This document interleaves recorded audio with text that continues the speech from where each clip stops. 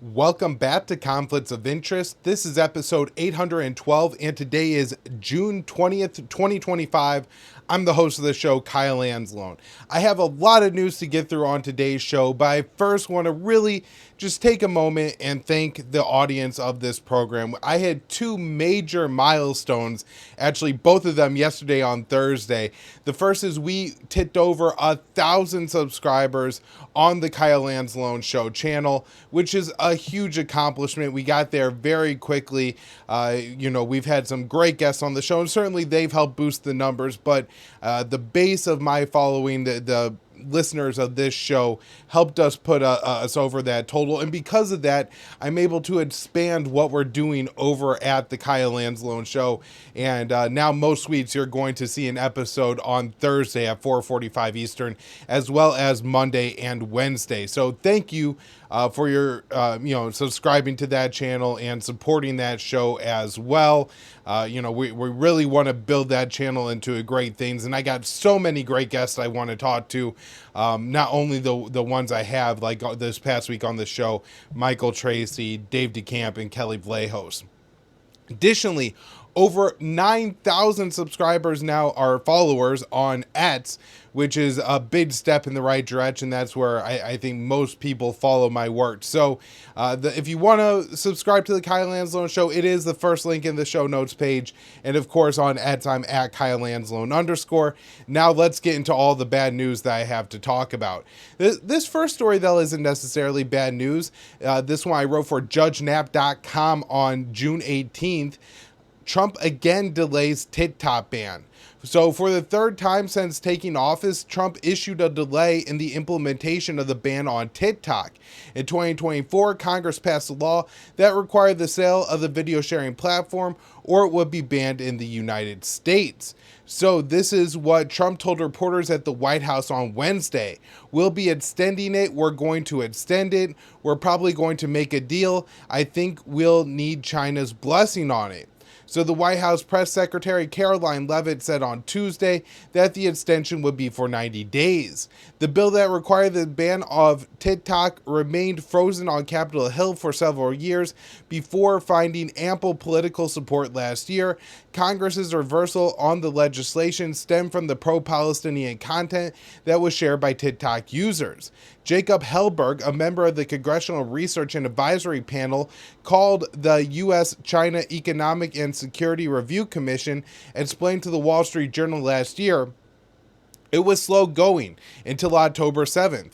The attack that day in Israel by Hamas and the ensuing conflict in Gaza became a turning point in the push against TikTok.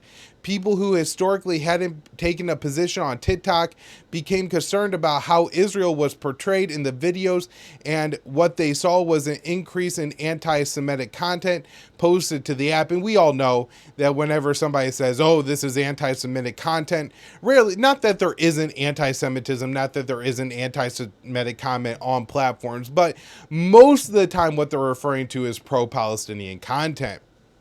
The bill's author, Representative Mike Gallagher from Wisconsin, one of the most outspoken China hawks in Washington, and the chair of the House Subcommittee on China, explained that the likelihood of the legislation becoming law sharply increased because he and other members of the China Committee believed the platform was exposing users to too much pro-Palestinian content. After TikTok's owner ByteDance failed to sell the platform to an American company by January 18, 2025, the app was shut down in the U.S. It was quickly restored after Trump pledged to sign a 75-day waiver once he took office, which he signed, and then he signed a second 75-day extension in April. And so this new one is 90 days. There is some talk about, oh, is this even legal for Trump to do? But if we're looking at constraining presidential powers, we should probably look at the war in Iran first and not add Trump's extension of the TikTok ban. I do imagine that trying to handle the war in Iran is setting back whatever kind of negotiations are going on around TikTok. Certainly China isn't happy about Israel's war there and would be less happy about U.S. participation, especially if U.S. participation resulted in major U.S. strikes on Iranian nuclear facilities. Next up here, top defense official fired after post blasting Israel's surface. So a member of the Joint Chiefs of Staff J5 Planning Directorate was fired at the Jewish National Syndicate, the JNS, linked a semi-autonomous X account to him. U.S. Colonel Nathan McCormack, the head of the Levant and Egypt portfolio, made several posts critical of Israel and Prime Minister Benjamin Netanyahu.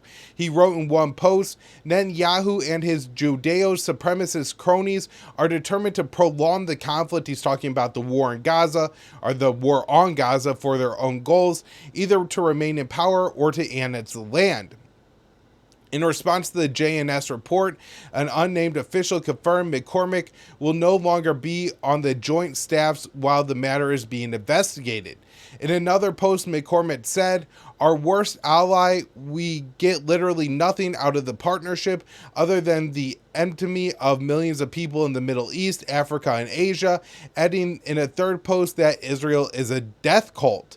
So while such statements are uncommon in the halls of the Pentagon, they are increasingly shared views among Americans who see Israel in a negative light and believe Tel Aviv is conducting a genocide in Gaza.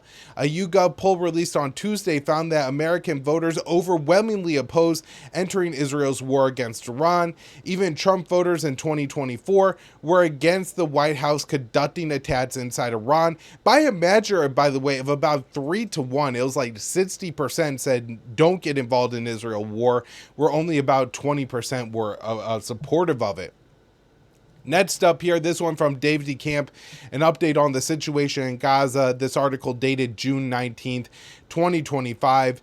Israeli attacks on Gaza kill 84 people.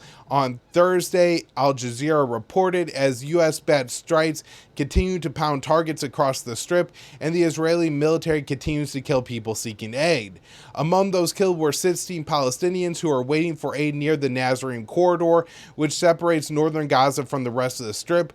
Massacres of Palestinians seeking aid have become a daily occurrence since the U.S. and Israeli-backed Gaza Humanitarian Fund, or the GHF, began operating in Gaza in the end of May.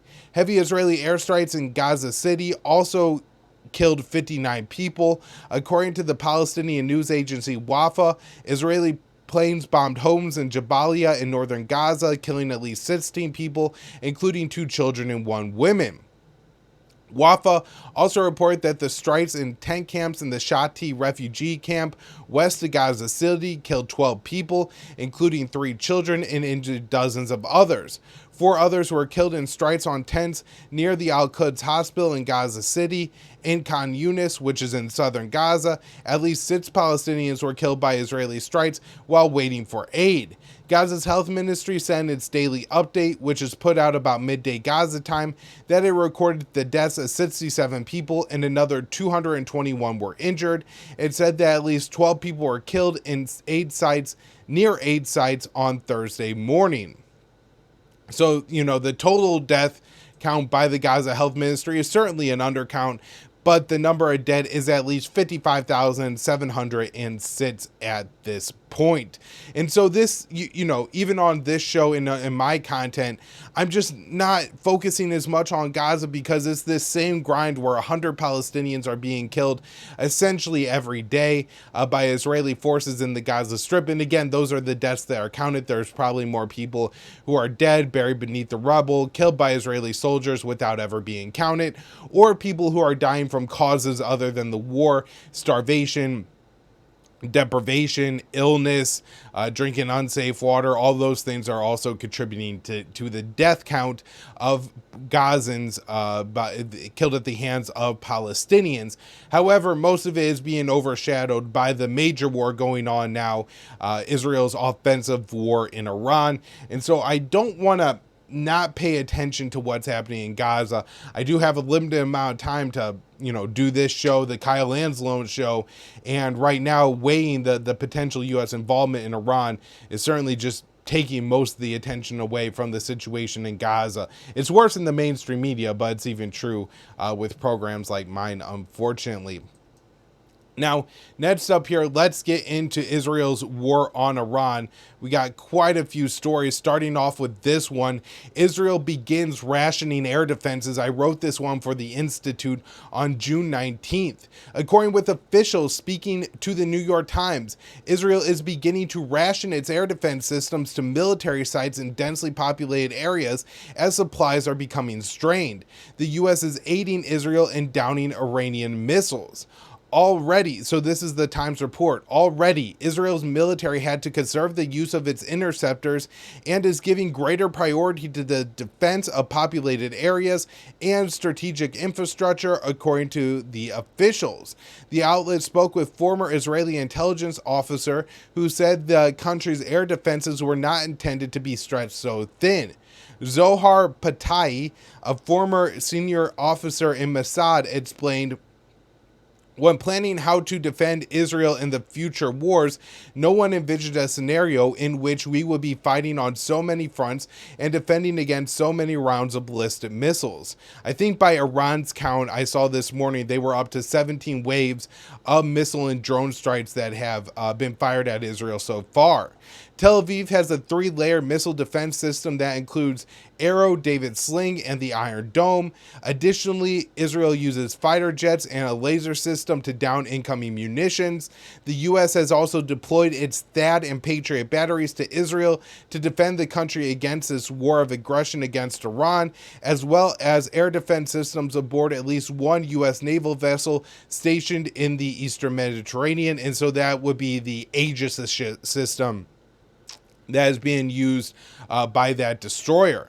So far, Tel Aviv claims only 10%, or 40 out of 400 Iranian missiles have reached their targets. Israeli officials estimate that Tehran has used between 1/3 and 1/2 of its stockpiles in the multiple missile barrages fired at Israel in response to Tel Aviv's bombing campaign. However, the number of remaining Iranian missiles and Israeli interceptors are closely guarded secrets. On Wednesday, multiple outlets reported that Israel was running out of the Arrow and Iron Dome interceptors.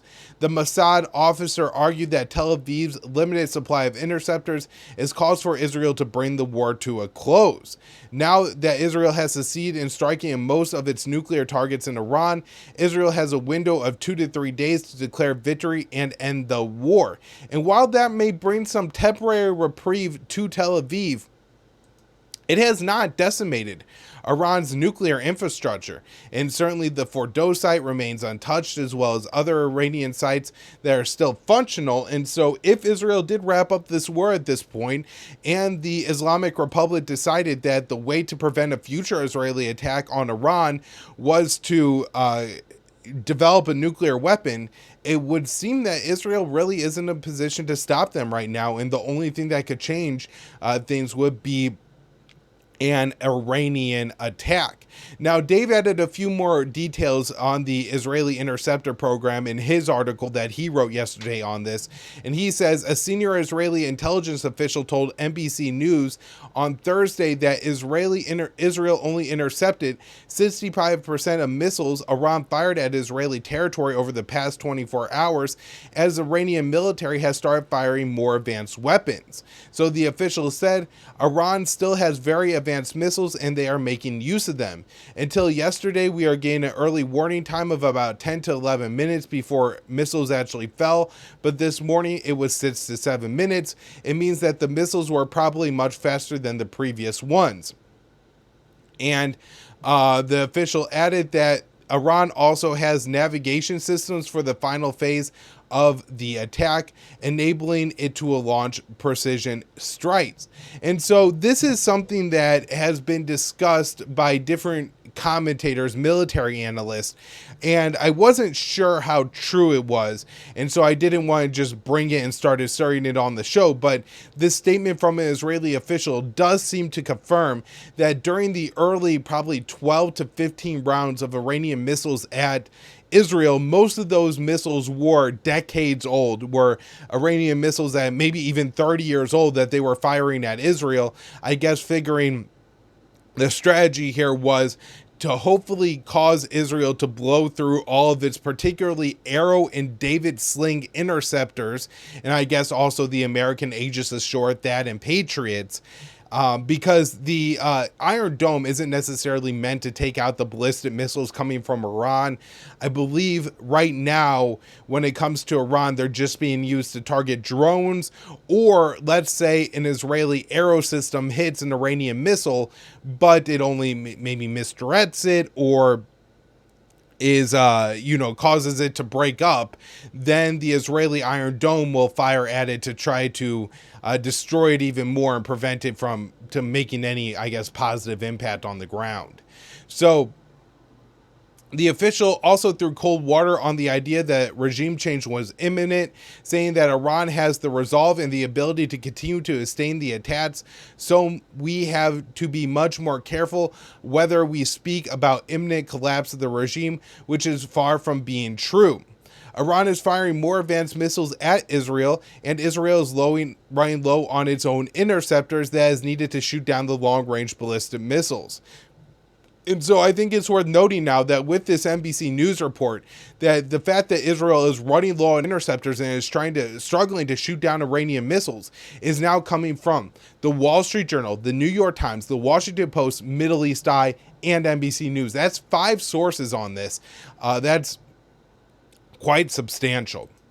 All right, next up here, Iran's Ayatollah rejects Trump's demand for surrender, warns U.S. against entering the war. So the Iranian Supreme Leader Ayatollah Ali Khamenei on Wednesday rejected President Trump's demand for unconditional surrender and warned the U.S. against entering the war by launching strikes on Iran, saying the U.S. would suffer irreparable harm. Trump has also threatened Khamenei, claiming the U.S. was aware of his location but wasn't going to kill him anytime soon. Trump has threatened us. Not only does he make threats, but he also uses absurd, unacceptable rhetoric to openly demand that the Iranian people surrender to him. When a person hears such things, it's truly surprising. It isn't wise to tell the Iranian nation to surrender.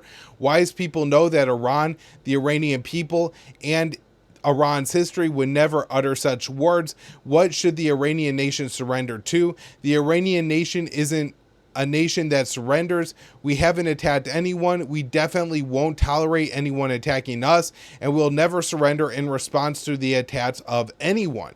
That was the statement. And I think it's important to see that he's saying this in line with the fact that Iran seems to be doing at least better on the offensive end of this conflict at this point, and Israel being a smaller, less populated country, Iran could probably suffer far more successful Israeli offensive attacks on Iranian territory than Israel could sustain of Iranian attacks on Israeli territory. And so the idea that Iran would agree to an unconditional surrender at this point in the war is simply absurd.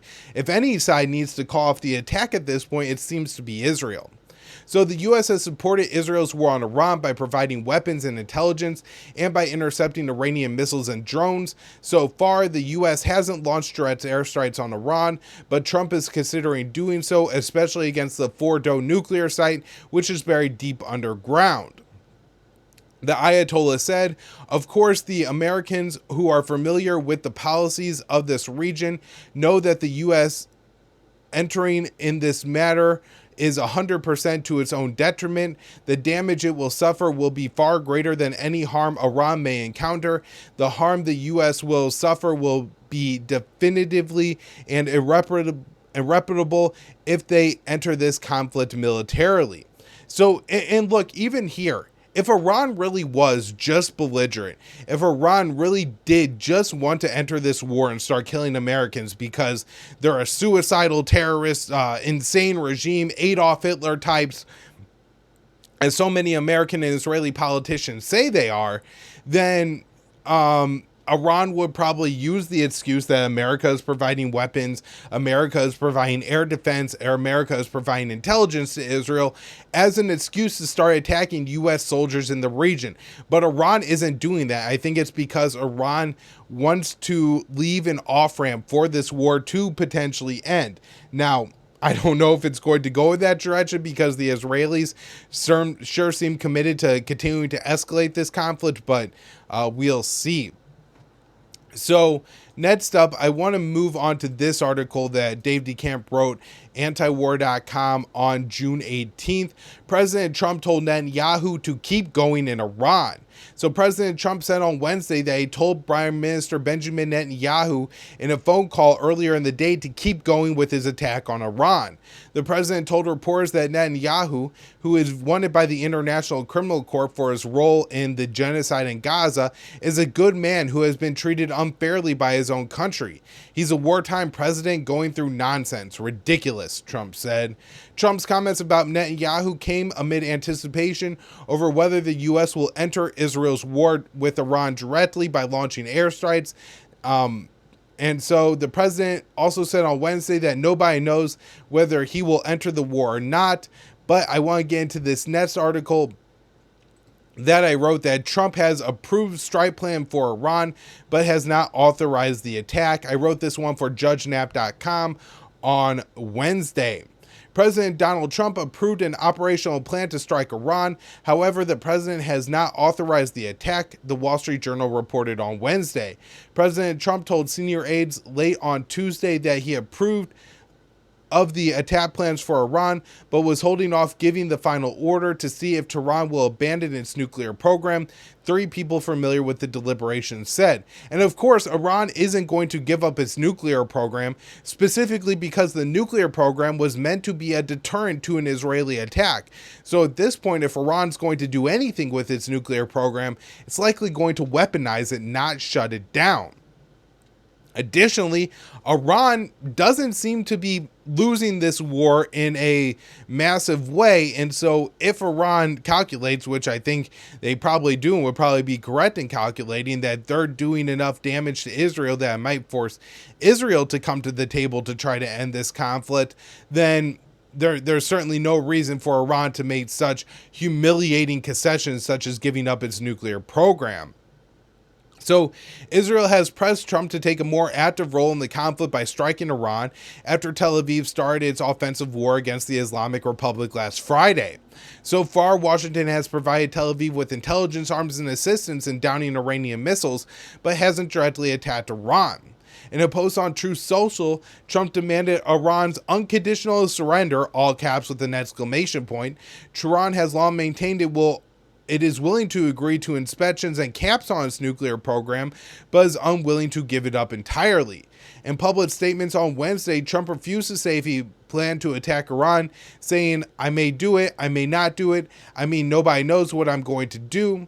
The president also suggested he would call off the attack if Iran was willing to give up its nuclear program in the next few days. Tehran has made it clear it has no plans in engaging with the White House as Israel continues to use American weapons to pummel Iranian cities. "We will not negotiate under duress," the Islamic Republic said. Axios reports that a second issue keeping Trump from authorizing the attack is the uncertainty of success.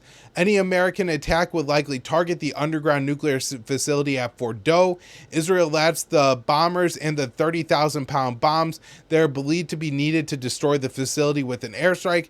However, some U.S. officials question the strikes, if the strikes will be successful. And there's a fantastic episode of Daniel Davis Deep Dive with Theodore Postal, the MIT professor, explaining what troubles the 30,000-pound bunker-busting bomb may have if the U.S. attempts to use it to hit this facility.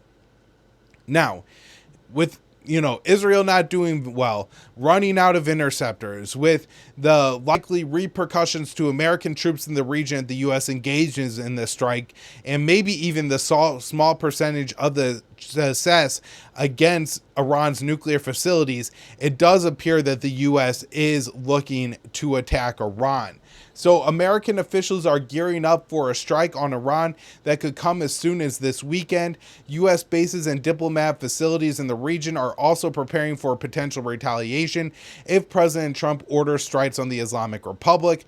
Bloomberg reports senior U.S. officials are preparing for the possibility of a strike on Iran in the coming days, according to people who are familiar with the matter, as Israel and the Islamic Republic continue to exchange fire. The report adds some of them pointed to potential plans for a weekend strike. The source explained that Trump's current strategy is hoping that a threatened attack would force Tehran to comply with his demands for unconditional surrender. And Tehran has said that it's not going to negotiate under coercion. And as we already explained, it seems that Iran's not losing this war in an overwhelming way is certainly not going to lead Tehran to feel like it has to negotiate when the demands coming from the other side are so severe. So the Wall Street Journal reported late Tuesday, Trump approved strike plans for Iran, but is withholding authorization for the attack. Washington is taking other steps to prepare for war. Newsweek reports reviewing satellite imagery that shows American aircraft have been removed from the Al Udeid Air Base in Qatar. A statement from the Pentagon said, "We recommend that U.S. citizens in Qatar take similar precautions." The U.S. has also removed some of its diplomatic staff from their facilities and their families from Israel. And so again, suggesting that the U.S. strike may come soon. Now, we did get this story from Dave DeCamp that details that Trump and the White House are saying that Trump is going to decide whether or not to bomb Iran within 2 weeks. Now, when I initially read this story, my immediate thought was, that means a strike is coming this weekend. That Trump is maybe trying to downplay to make the Iranians think there's still time for negotiations. There's still time to avoid the Americans directly entering this conflict. However, when that happened last week, it was really just preempting or, trying to get ahead of the Israeli attack to help the Iranians let their guards down. Now, I don't think it's going to be quite so successful this time since Iran is already under Israeli strikes, but I could see that being a strategy the White House tries to roll out a second time. And there's this report by Seymour Hersh basically saying that the attack could come as soon as this weekend and explaining that one of the things about the timing of the attack is that Trump wants to carry out the attack with a gap between the close of the stock market and then the reopening of the stock market. And so Friday evening would certainly seem like a potential time for that attack to take place, or Saturday morning. That way it's giving 24, 48, 72 hours before the markets reopen on Monday morning. It also means that it could maybe be timed with the 4th of July holiday here in the U.S. I believe that would be next Friday, or maybe 2 Fridays from now. Looking at the calendar here, yes, 2 weeks from now. And so Trump maybe carries out the strike on Thursday the 3rd. That way it would give an extra day before the stock markets open. My guess is that Trump doesn't want the U.S. to appear to be bogged down in the war when the stock market opens, because it could plummet. And he thinks that if we carry out a massive bombing campaign over the course of 72 hours, it could be established that the U.S. will win this conflict, and then it wouldn't be such a hard hit in the stock market. Now, the only thing that makes me question if Trump is planning on carrying out the strikes this week is this report here. Pentagon agency believes U.S. needs to drop a nuke to destroy Iran's Fordo plant. And so this is a little bit, I think, what we talked about before with the Pentagon being unsure, in that great analysis by Theodore Postal explaining that actually it may not be so clear if this 30,000-pound bomb would work. And certainly if we are trying to drop a nuclear weapon, that might be something that takes a little bit more time for the U.S. to prepare for. And so if the U.S. doesn't bomb Iran this weekend, my assumption is the issue is the concern over whether the 30,000-pound bombs will be enough to destroy Fordo. And if we wait, I think the thinking would be, maybe we have to use a nuclear weapon, and so we could see that used in 2 weeks from now if that's the case. So those are kind of the attack of America getting involved in this war I see coming. I do anticipate, I am planning on the attack to happen this weekend, but I still think there's hope that it might not. Next up here, this one from Jason Ditz at antiwar.com. Israel attacks Iran's Arak heavy water reactor. So on Thursday, Israel further escalated its war on Iran, and particularly on Iran's civilian nuclear program, attacking the Arak heavy water reactor.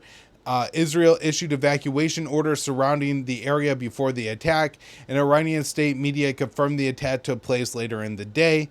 The reactor site had been evacuated before the attack, and no uranium was present, according to reports. The state media added that there was no danger of radiation release from this facility, and this was a substantial concern whether Israeli attacks on nuclear sites.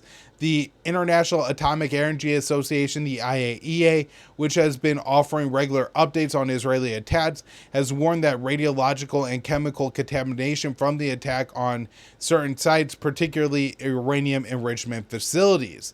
The Israeli media presented the attack as means to stop the reactor from being used for nuclear weapons development. In reality, the reactor wasn't even completed yet, and it was being redesigned under the JCPOA specifically so it wouldn't be a proliferation risk of any type.